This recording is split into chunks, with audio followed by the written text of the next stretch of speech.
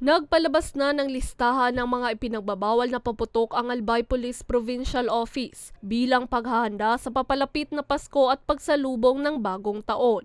Kabilang sa mga mahigpit na ipinagbabawal ay ang Watusi, Lolo Thunder, Boga, Plapla, Piccolo, Goodbye Philippines, 5-Star, Giant Whistle Bomb, Large Size Judas Belt, Goodbye Bading, Atomic Triangle, Bin Laden, Pop-Up, Super Lolo, Giant Bawang at iba pa. Ang sino man na mahuling nagbebenta, gumagawa at gumagamit ng mga ipinagbabawal na paputok ay posibleng maharap sa kasong paglabag sa Republic Act No. 7183 o an act regulating the sale, manufacture, distribution and use of firecrackers and other pyrotechnic devices.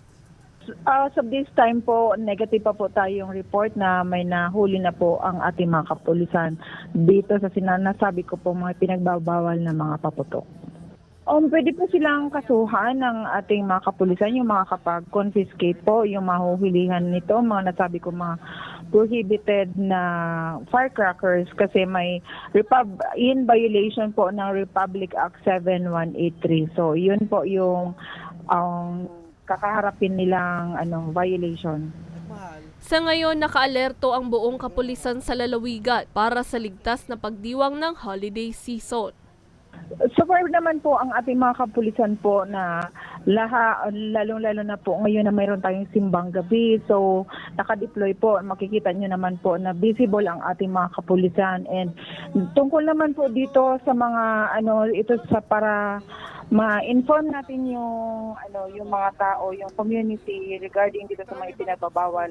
Police station ay hinihikayat natin, nire-require po na mag-post sa social media kasi alam naman natin na lahat ng ngayon na tao ngayon, kahit mga bata may mga FB account na. So through social media, may inform po sila, magiging aware sila kung ano yung mga ipinagbabawal.